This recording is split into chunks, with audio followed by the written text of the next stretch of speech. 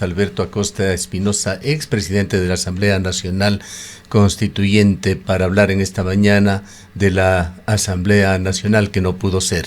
Bienvenido, economista Acosta. ¿Cuál es su lectura de la jornada de ayer? Muy buenos días. Sin lugar a dudas, es una jornada histórica. El pueblo ecuatoriano obtuvo un triunfo contundente para defender ¿qué? La democracia, para defender la vida y para defender la paz.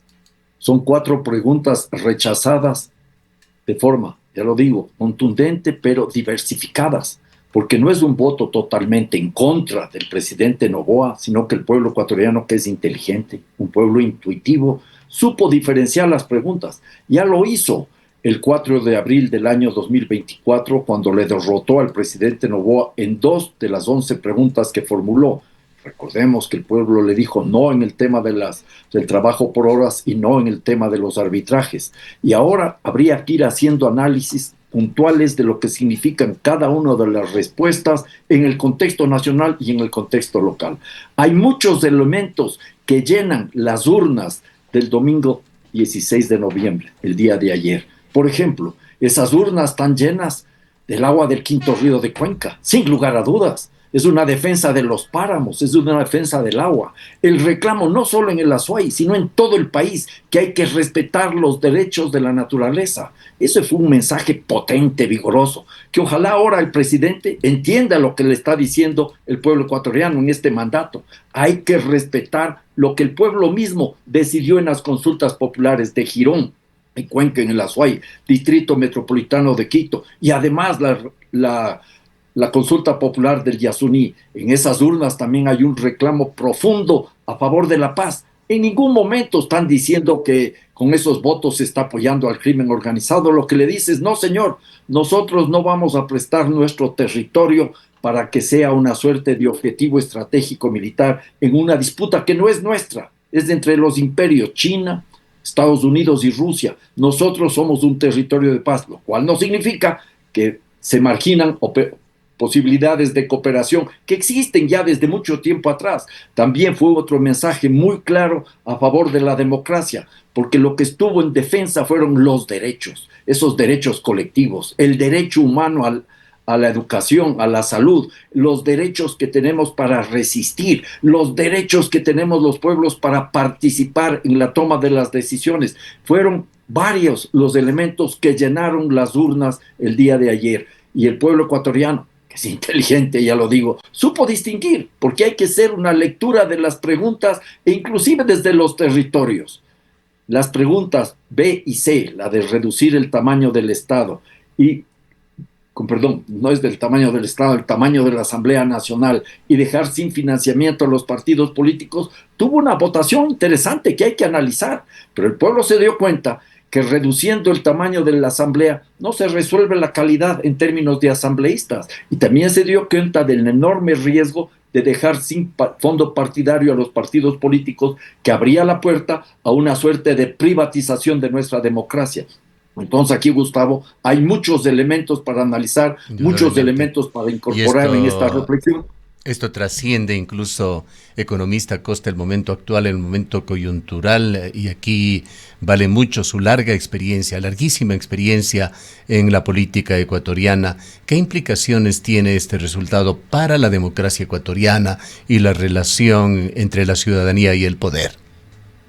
Es un tema que hay que analizarlo desde varios puntos de vista. En primer lugar, el pueblo ecuatoriano no comió cuento.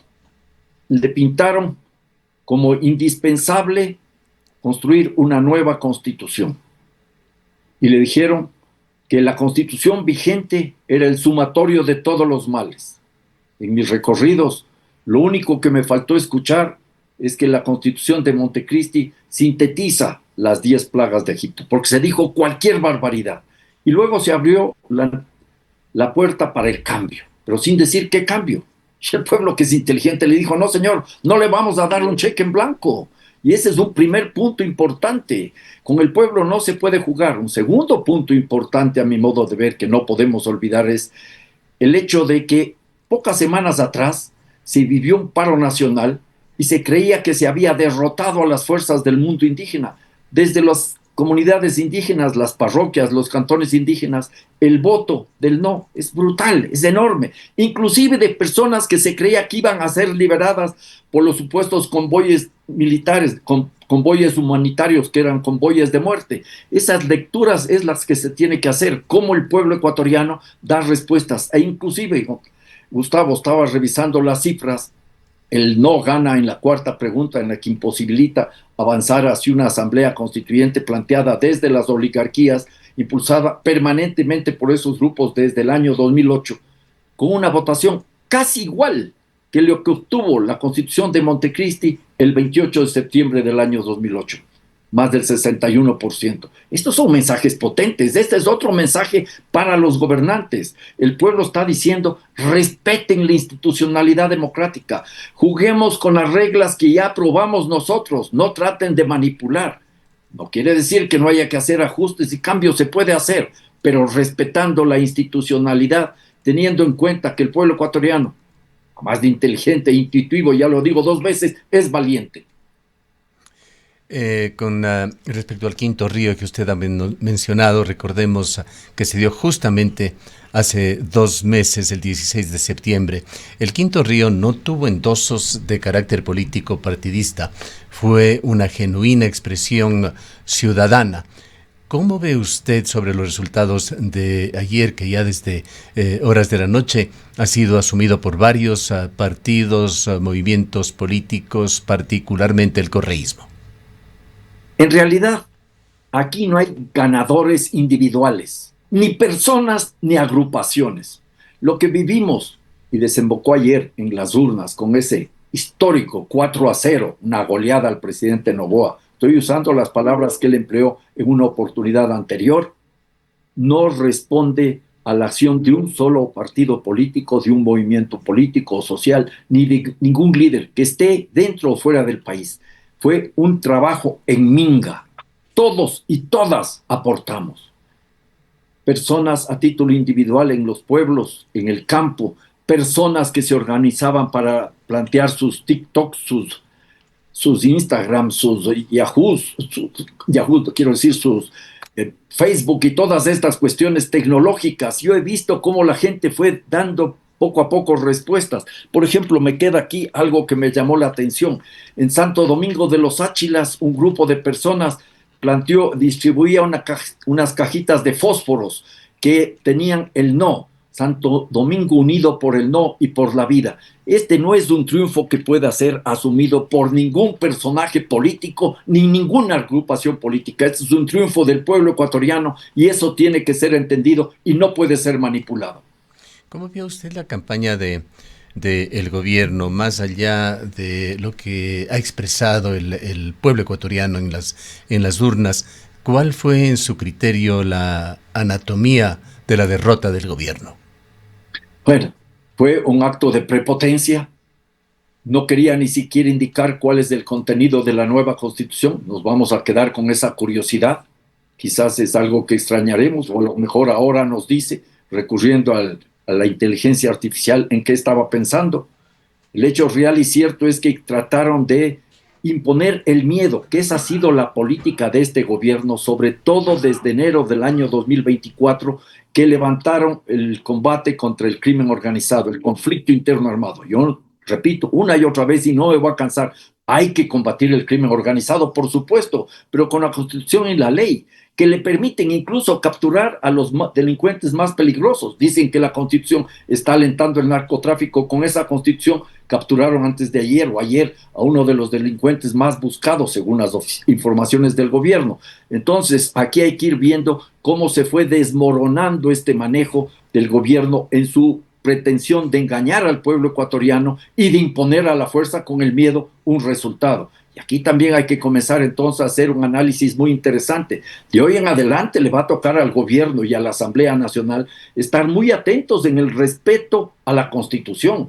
La Corte Constitucional sale fortalecida y tiene que cumplir su tarea. Esto me parece que también es algo que tenemos que rescatar, porque habría que analizar todos esos manejos autoritarios, prepotentes, con rasgos hasta fascistoides, esa exacerbación del racismo que surgía desde el gobierno y desde fuerzas allegadas al gobierno, que fueron configurando todos los elementos para que el pueblo ecuatoriano le diga 4 veces no en las urnas. Ahora hubo una serie de contradicciones y declaraciones perjudiciales a lo largo de la cortísima campaña, aunque esta se dilató mirando hacia atrás, pues ya desde hace más de un mes estaba una profusa propaganda circulando en las redes sociales. Declaraciones confusas y contradictorias por parte de portavoces gubernamentales sobre temas sensibles como el futuro del Instituto Ecuatoriano de Seguridad Social, la base de Baltra, incluso insinuaciones sobre el pago de los décimos sueldos que generaron un profundo malestar.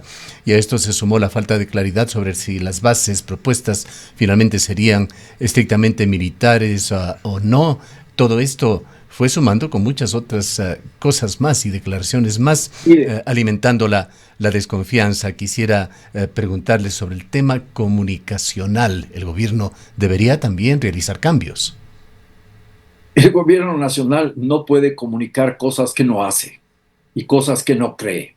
Lo que dijeron, sea el presidente de la República con el tema del IES, que dejaría de ser prestador de salud, como el tema de la desaparición de la Corte Constitucional que se transformaría en una sala de la Corte Nacional de Justicia, o las otras declaraciones que decían que las universidades públicas tienen que ser pagadas, el retorno al trabajo por hora, el tema que tenía que ver con la desaparición de los décimos, inclusive con aquella pretensión de echar abajo todo el control estatal sobre los sectores estratégicos para abrir la puerta al saqueo de los recursos naturales, no eran simplemente metidas de pata, ¿no? En eso piensan y eso creen. Aquí hay que estar muy claros.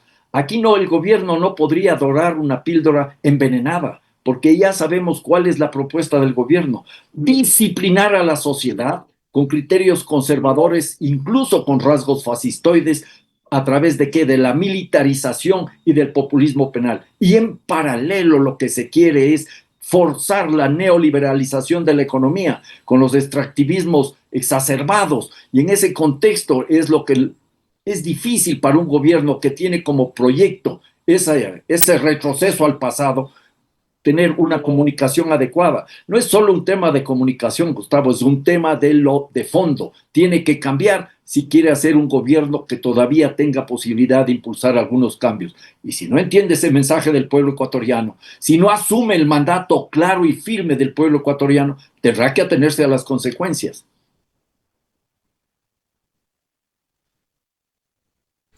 Estuvo economista Acosta muy cercano el paro nacional a la consulta popular. ¿Cuánto pudo haber influido esto? Quizá una cifra decisoria lo da la votación en Imbabura, en donde, me parece no equivocarme, es la provincia en la cual el no en la Asamblea Constituyente obtiene la votación nacional más alta, con 68,7%, contra una figura promedio a nivel nacional del orden del 61%. ¿Cuánto influyó este tema? ¿Cuánto esa figura del enemigo interno utilizada para encasillar en un mismo grupo a narcoterroristas, a opositores políticos y a dirigentes sociales? Ahí están las consecuencias. Tratar de encasillar a todo el que se opone al gobierno, incluso democráticamente, pacíficamente, de terroristas, y lanzarles todo el aparato de represión, soldados y policías, en los llamados, mal llamados convoyes humanitarios, que se creía que con eso se vencía el movimiento indígena, se vencía la resistencia, se vencía la posibilidad de que vuelvan a haber paros. Fracasan, porque ese pueblo imbabureño valiente, heroico, le dice no contundentemente al presidente Noboa. Él decía que llegaba a la ciudad de Ibarra, a la ciudad de Otavalo, a liberar a las poblaciones. Esas poblaciones, de entre comillas, liberadas, le están diciendo no al presidente Noboa. Son múltiples los mensajes de este triunfo histórico del pueblo ecuatoriano. Bien, queremos agradecerle mucho por su presencia. Gracias también, Gustavo. Para mí siempre es un gusto estar con ustedes y reconocer que son de los pocos espacios que van quedando donde se puede hablar libremente. Y eso para mí es un honor y una enorme satisfacción. Muchas gracias, economista Acosta. Han escuchado al economista Alberto Acosta Espinosa, expresidente de la Asamblea Nacional Constituyente. Son las 8:43 minutos.